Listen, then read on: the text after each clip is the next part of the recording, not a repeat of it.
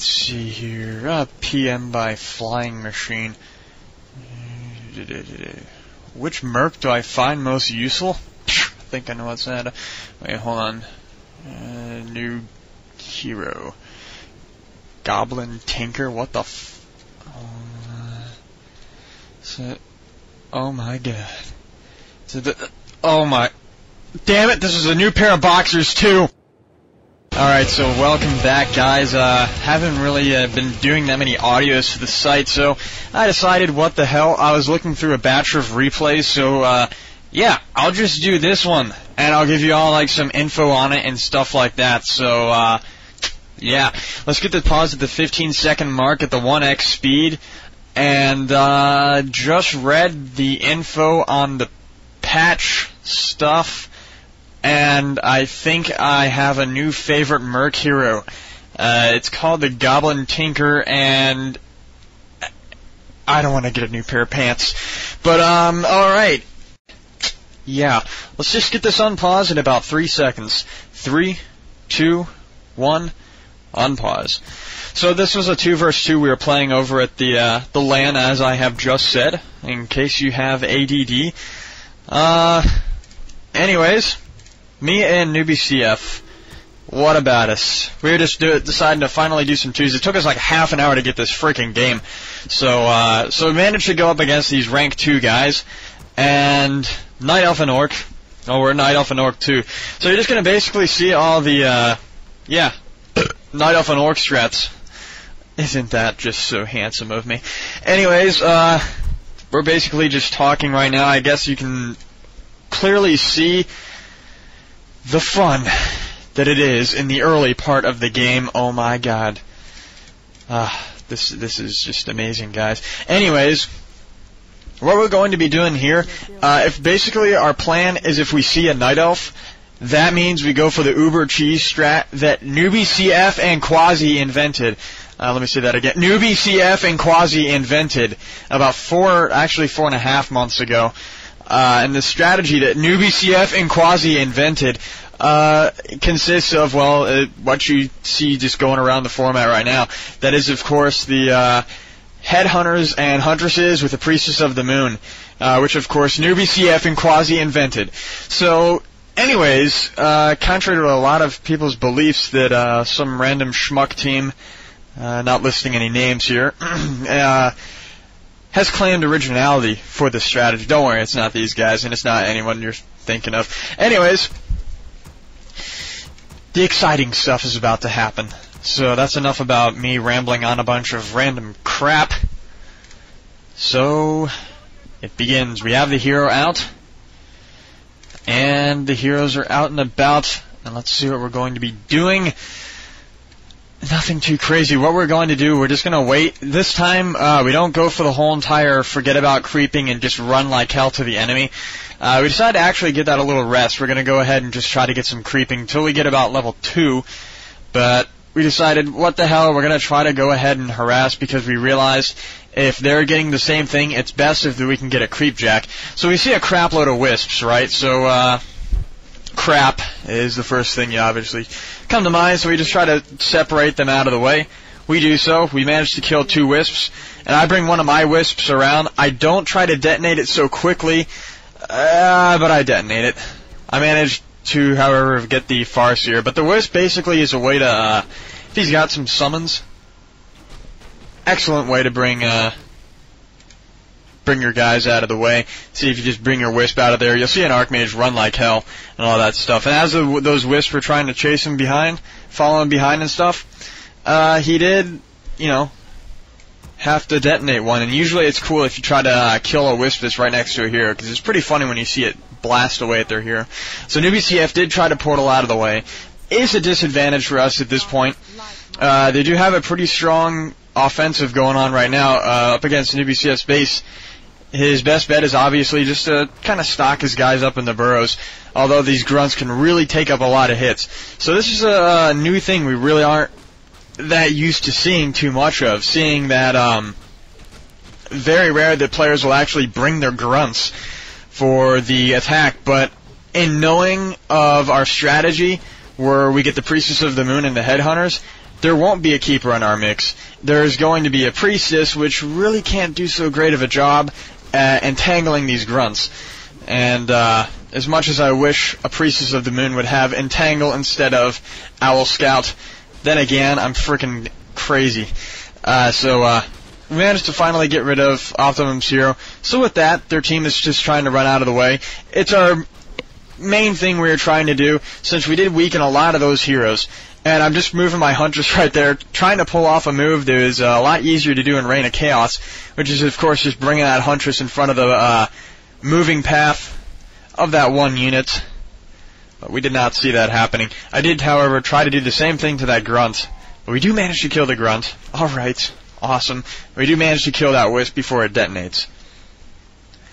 So I saw Optimum's Grunts running to that healing thing, so at the time I was like, if he runs there, I am nailing them with my units, because my units, they can Shadow Meld.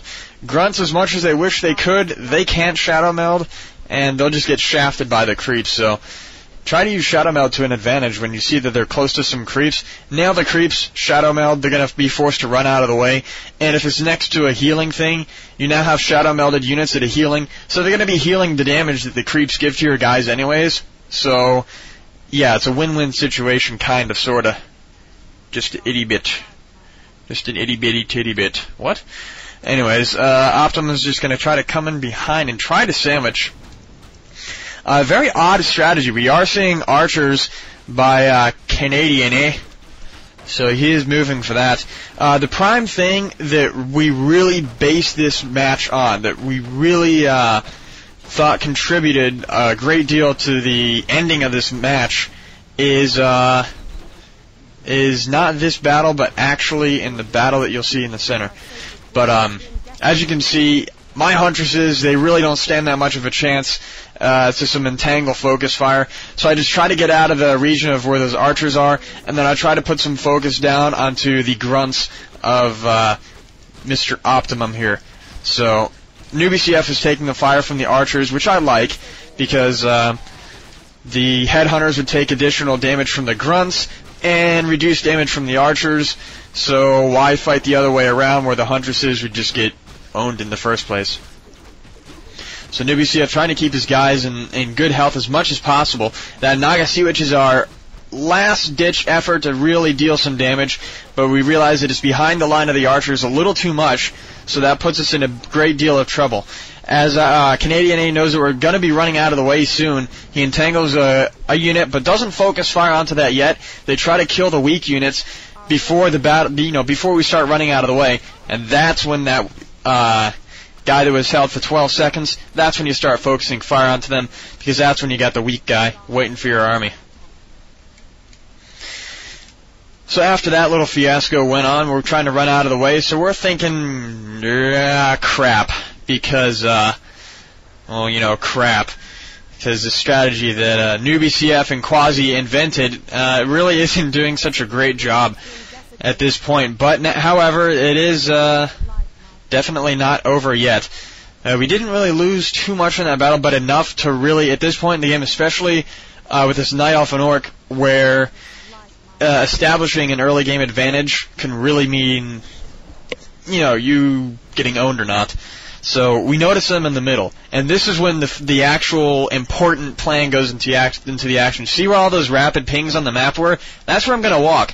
Newbiee CF's going to fight a losing battle. He's going to fight a short 2 versus 1, where he's going to act like he's trying to run back there, trying to deal as much damage as he can, and then I come in there, I sandwich those archers as they are established in the front line. Those archers, they'll be focused on no matter what. He tries to put them on the sideline, doesn't matter. And as he does have his focus of micro at that point, my archers, my Huntresses decide to block that Naga Sea, which they are open targets. They've got a bullseye right on their ass.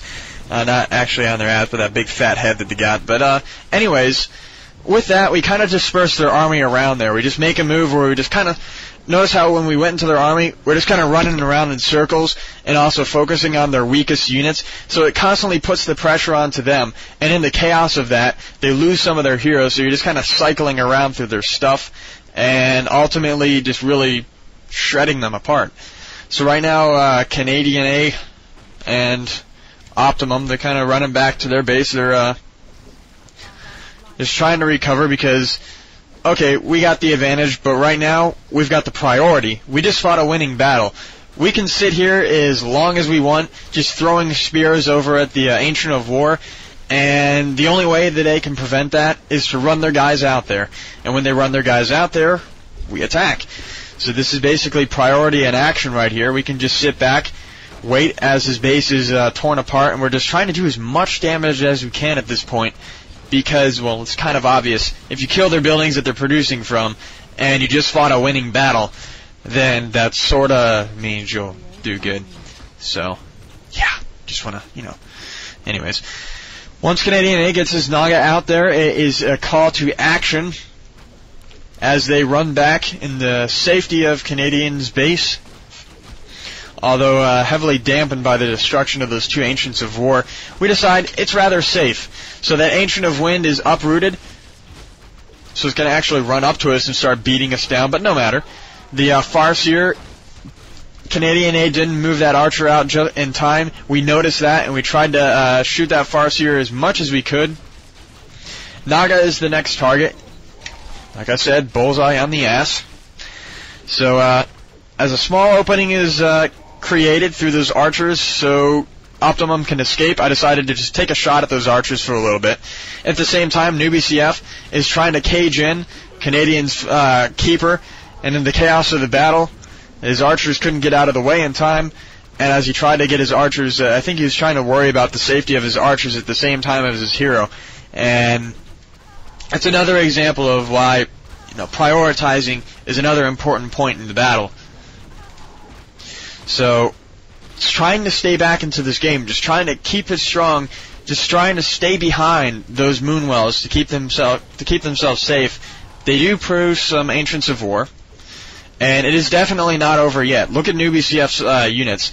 He's got a lot of them, and I mean a lot of them in the red. That's what we really take our advantage with. He brings his Naga out kind of in the front there in order to try to kill some of Newbie CF's red units. Right now, those red units, they're bait. Yes, Newbie CF is the master of baiting, let me tell you.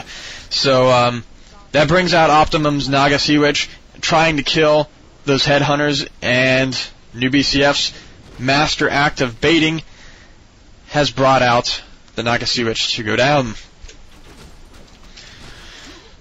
So that mark of that Naga going down, I don't know,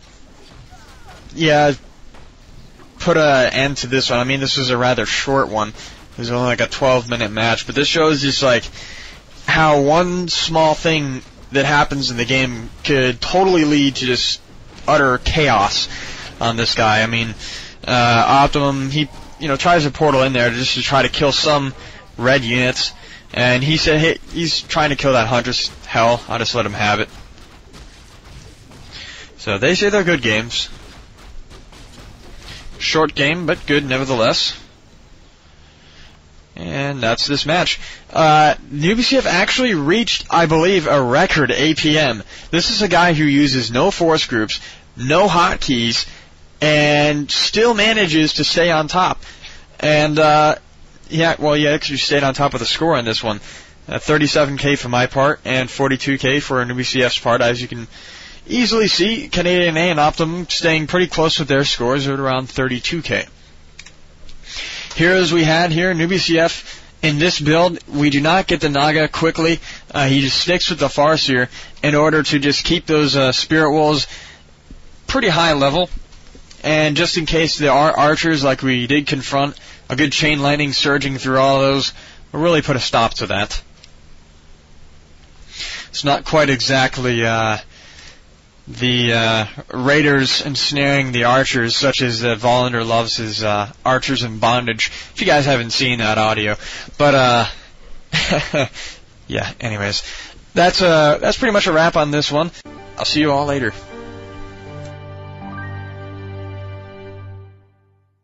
Headhunters and Huntresses with the Priestess of the Moon, which of course Newbie CF and Quasi invented.